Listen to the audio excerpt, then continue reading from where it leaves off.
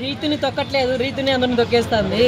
నేను చూసారు కదా తనుజా పైకి ఎక్కి బండి దున్నుపోతలా కూర్చునేది అట్లే ఆమె సింగిల్ గా పోరాడుతుంది, ఆడుతుంది. అట్లాంటిది తనుజా పైకి అసలు నేను favourite person, one of the favourite person, తనుజాకి ఒక బిగ్గెస్ట్ ఫ్యాన్ నేను.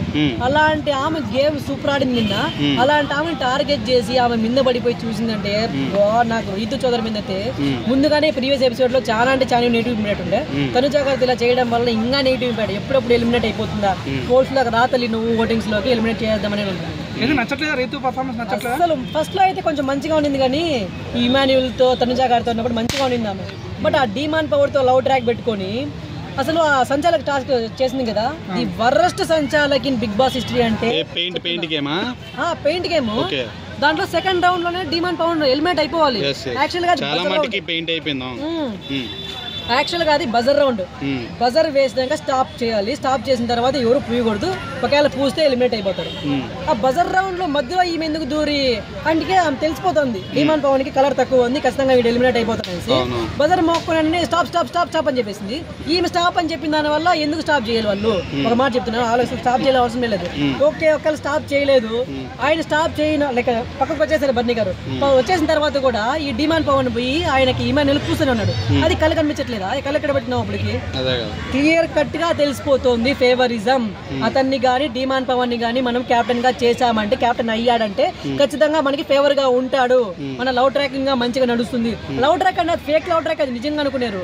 అక్కడ ఆమె ఆయన హోనర్ గా ఉన్నాడు కాబట్టి ఆమెకి ఏమైనా పిక్చర్ చెప్పండి. గ్రహిస్తలేదా బ్రో ఇవన్నీ? ఎవరు అదే రీతు ఇదంతా ఫేక్ అవుతుందని?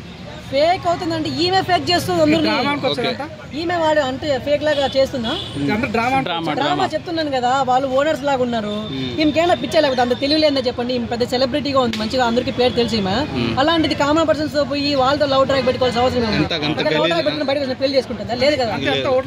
అంత ఓట్లు డీమాన్ పవన్ కి ఓట్లు ఏం పడవు, love track vote screen presence పడుతుంది. అలా అయింది, కానీ మొత్తం నెగిటివ్ ఇంపాక్ట్ అయితే అయిపోయింది అంతైతే. మరి కామన్ మ్యాన్స్ ఎలా ఆడుతారన్నా? ఎందుకురా ఈ సీజన్ లో కామన్ మ్యాన్స్ వీళ్ళకి సెలెక్ట్ చేసినామా అనిపిస్తుంది. ఫస్ట్ లో శ్రీజ గేమ్ మంచిగా ఆడింది, కానీ ఈ సంజన గారు గెలిచారు కదా, ఎవరు హౌస్ మేట్ లైక్ కెప్టెన్ గా గెలిచారు కదా, ఫస్ట్ కెప్టెన్ గా. అప్పుడు శ్రీజ వాళ్ళే గెలిచారు. ఎందుకు? శ్రీజకి ఆ రోజు హెల్త్ బాగాలేదు, అది విషయం ఎవరికి తెలియలే. బట్ ఆమె నిలబడింది 2 గంటల వరకు నిలబడి తను ప్రూవ్ చేసుకుని సంజన గారికి అయితే గెలిపించింది. అప్పుడు చాలా అంటే చాలా మంచిగా అనిపించింది, సెల్యూట్ అనిపించింది ఆమెకైతే. కానీ ఎప్పుడైతే ఆ ప్రియతో చేరి నోరేసుకొని పడిపోతుందో గయ్యాలి గంపల్లా తయారవుతారు, అప్పటి నుంచి చాలా నెగిటివ్ ఇంపాక్ట్ అయితే అయిపోతుంది. సో ఈ వారం ప్రియా ఎలిమినేట్ అయిపోయి ఉంటే శ్రీజాకి మంచి ఇంపాక్ట్ ఉండింటూ అనిపించింది. బట్ ప్రియా అయితే సేఫ్ అయిపోయింది, మర్యాద మనీష్ ఎలిమినేట్ అయిపోయాడు అంటున్నారు. ఇప్పుడు మర్యాద మనీష్ బయటకు వచ్చేస్తారంట, మర్యాద మనీష్ ఎలిమినేట్ అయిపోయాడంట. మాస్క్ మ్యాన్ అతనికి క్యాపబిలిటీ ఉంది గేమ్ ఆడడానికి, ఫిజికల్ గా మంచిగా ఉన్నాడు, లైక్ మెంటల్లీ కూడా మంచిగా మాట్లాడుతున్నాడు. కానీ like front forward straight forward అంటారు కదా, నోటికి ఏదో వస్తే అది మాట్లాడిస్తున్నాడు. ఇంట్లో మనిషిలాగా లైక్ ఇంట్లో వాళ్ళది ఎలా బిహేవ్ చేస్తున్నాడు అలా చేస్తున్నాడు. ఎవరిని ఒక మాట అంటే తీసుకోలేకపోతున్నాడు.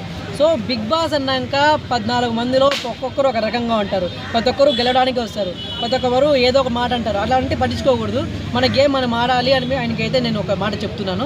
ఆయన కానీ లైక్ ఈ వారం మధ్యలో ఒక బుధవారం బేస్తవారం నుంచి మంచిగా అయితే పికప్ అయ్యాడు.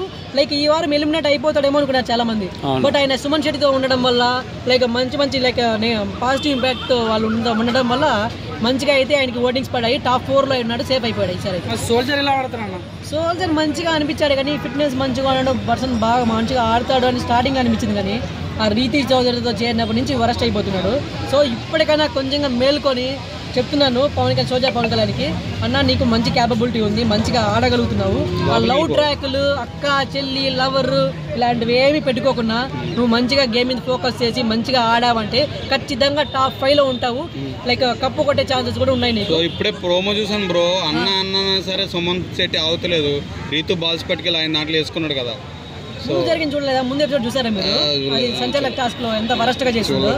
కర్మ అంటారు కదా, కర్మ రిపీట్స్. ఆమె ఆడి ఎంత వరస్ట్ గా బ్రో. ఇంతమంది ఆమె మీద ఇదైపోతుంది, రీతు చౌదరి ఏమైపోదు బ్రో లోపల? ఏమీ అయిపోదు, అందరినీ ఆమె ఏదో ఒకటి చేసేలాగా ఉంది, ఆమె అయితే ఏమీ అయిపోదు. సుమన్ శెట్టికి చాలా సింపతి గెయిన్ అయింది, టాప్ 1 లో ఉండే ఛాన్స్ ఉందని అంటున్నారు. ఖచ్చితంగా సుమన్ శెట్టి ఇప్పటికైతే కప్పు కొడతారా అంటే గేమ్ పరంగా అయితే కప్పు కొట్టరు అనుకోవచ్చు. బట్ ఆ ఓటింగ్ పోల్స్ ఉన్నాయి కదా, టాప్ 1 లో ఉన్నారు. Max of the max votes ఆయనకి పడుతున్నాయి, 50% ఓట్స్ పడుతున్నాయి. దాని ప్రకారంగా చూస్తే కప్పు కొట్టే ఛాన్సెస్ ఉన్నాయి. యాక్చువల్గా ఆయన ఫోటో వేసి నార్మల్గా వెనకాల సాడ్ మ్యూజిక్ వేస్తేనే చాలా లక్షల సింపతి చాలా వచ్చేసింది. అలాంటిది ఈ మధ్య గేమ్ ఆడుతున్నాడు ఇంతో అంత. మొన్న గేమ్ చూసారా, అది వీల్ని హోల్డ్ చేయడము, మొత్తం వాళ్ళ టీం మొత్తం అయిపోయారు. నిజంగా బ్రో వాళ్ళ టీం మొత్తం ఎలిమినేట్ అయిపోయారు. ఆయన లాస్ట్ వరకు ఎందుకు హోల్డ్ చేశాడు, ఆయన ఎందుకు ఉన్నాడో కూడా అర్థం కాలేదు. ఎంత ఎట్లా క్యాపబిలిటీ ఎంత ఉన్నాడో తెలీదు. లాస్ట్ వరకు హోల్డ్ చేసి నిలబడ్డాడు. లాస్ట్లో ఆ డిమాండ్ పవన్ ఆయన ఆడికి మెడ పట్టుకొని లాగేసి కాలు పట్టుకొని లాగేసి బయట లాగి ఇసిరేసాడు కదా తప్ప ఆయన ఖచ్చితంగా మంచిగా క్యాపబిలిటీ ఆడాడు. సో బిగ్ బాస్ అంత రసవంతంగా లేదని చాలా మంది ఫ్యాన్స్ అవుట్ అవుతారు. దాన్ని చేంజ్ చెప్తాను. ఫస్ట్ లో అనింది కానీ లైక్ సప్పగా ఏముందిరా ఈసారి ఏముందిరా అనుకున్నాం. కానీ ఆ సంజనా గారు ఉన్నారు కదా, ఆమె వల్లే బిగ్ బాస్ కొంచెం మసాలా యాడ్ అయింది, కొంచెం పీక్స్ పోయింది. ఆ గుడ్డు దొంగతనం చేయడం వల్ల అప్పటి వరకు అందరూ కాముగా ఉండే వాళ్ళు రచ్చ అయిపోయింది. అప్పటి నుంచి ఓకే కొంచెం మంచిగా చూడొచ్చు, బాగుంది.